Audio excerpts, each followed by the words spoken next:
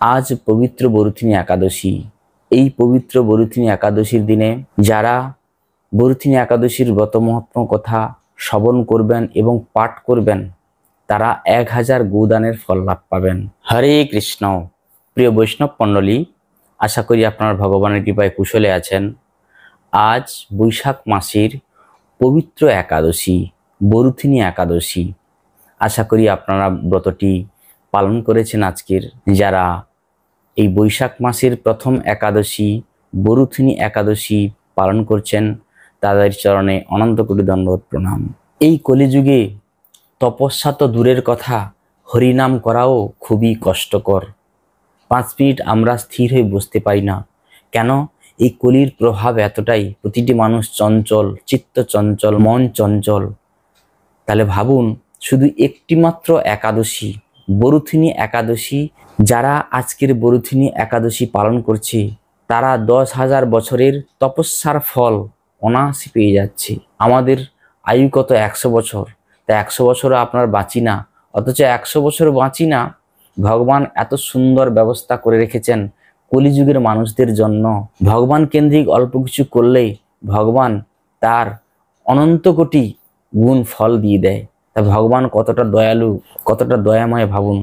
আজ পবিত্র বরুথিনী একাদশী, একটিবার হলেও আপনি এই বরুথিনী একাদশীর ব্রত মহাত্ম কথা পাঠ অথবা শ্রবণ করুন।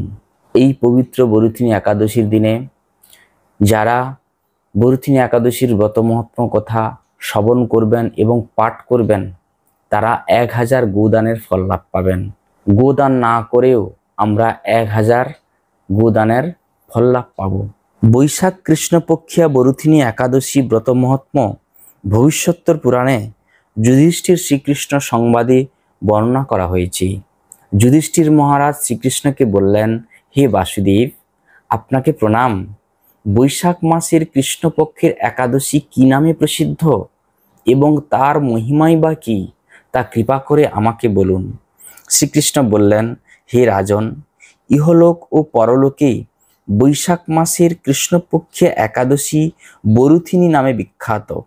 এই ব্রত পালনে সর্বদা সুখ লাভ হয় এবং পাপ ক্ষয় ও সৌভাগ্য বৃদ্ধি ঘটে। দুর্ভাগ্য স্ত্রীলোক এই ব্রত পালনে সর্ব সৌভাগ্য লাভ করে থাকে। ভক্তি ও মুক্তি প্রদানকারী এই ব্রত সর্বপাপ হরণ এবং গর্ভবাস যন্ত্রণা বিনাশ করে। এই ব্রত প্রভাবে মান্ধাত্তা, ধুন্ধুমার আদি রাজারা দিব্যধাম লাভ করেছেন। এমনকি মহাদেব শিবও এই ব্রত পালন করেছিলেন। 10,000 বৎসর তপস্যার ফল কেবলমাত্র এক বরুথিনী ব্রত পালনে লাভ হয়। যে শ্রদ্ধাবান ব্যক্তি এই ব্রত পালন করেন তিনি ইহলোক ও পরলোকে সমস্ত প্রকার বাঞ্ছিত ফল লাভ করেন। হে নৃপশ্রেষ্ঠ, অশ্বদান অপেক্ষা গজদান শ্রেষ্ঠ। গজদান থেকে ভূমিদান, তার থেকে তিলদান, তিলদান থেকে স্বর্ণদান এবং তা অপেক্ষাও অন্নদান শ্রেষ্ঠ। অন্নদানের মতো শ্রেষ্ঠ দান আর নাই। পিতৃলোক, দেবলোক ও মানুষেরা অন্নদানেই পরিতৃপ্ত হন। পণ্ডিতেরা কন্যাদানকে অন্নদানের সমান বলে থাকেন। স্বয়ং ভগবান গোদানকে অন্নদানের সমান বলেছেন। আবার এই সমস্ত প্রকার দান থেকে বিদ্যাদান শ্রেষ্ঠ। কিন্তু এই বরুথিনী ব্রত পালনে সেই বিদ্যাদানের সমান ফল লাভ হয়ে থাকে। পাপমতী যে সমস্ত মানুষ কন্যার উপার্জিত অর্থে জীবন ধারণ করে পুণ্যক্ষয়ে তাদের নরক যাতনা ভোগ করতে হয়।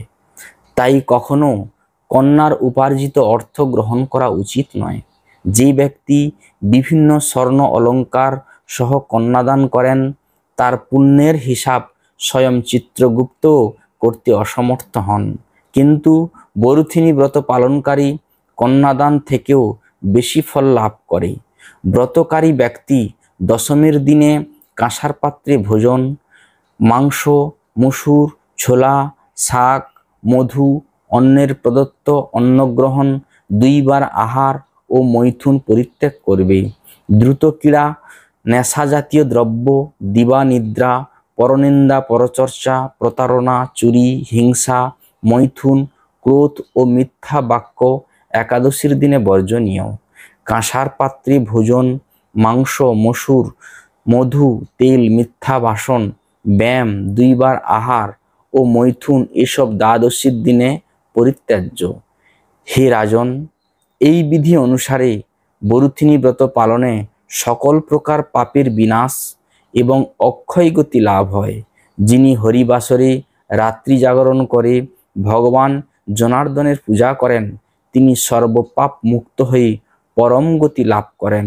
তাই সূর্যপুত্র যমরাজের যাতনা থেকে পরিত্রাণের জন্য পরম যত্নে এই একাদশী ব্রত পালন করা কর্তব্য। বরুথিনী একাদশীর ব্রত কথা শ্রদ্ধাভরে পাঠ বা শ্রবণ করলে সহস্র গোদানের ফল লাভ হয় এবং সর্বপাপ থেকে মুক্ত হয়ে বিষ্ণু লোকে গতি হয়। আজ শুভ এই পবিত্র বরুথিনী একাদশীর দিনে যারা এই ব্রতটি পাঠ করলেন অথবা শ্রবণ করলেন, আপনারা 1000 গোদানের ফল লাভ পেলেন। এখানেই বক্তব্য বিশ্রাম রাখছি। আবার পরবর্তী ভিডিওতে দেখা হবে। সমস্ত বৈষ্ণব চরণে অনন্ত দণ্ডবত প্রণাম।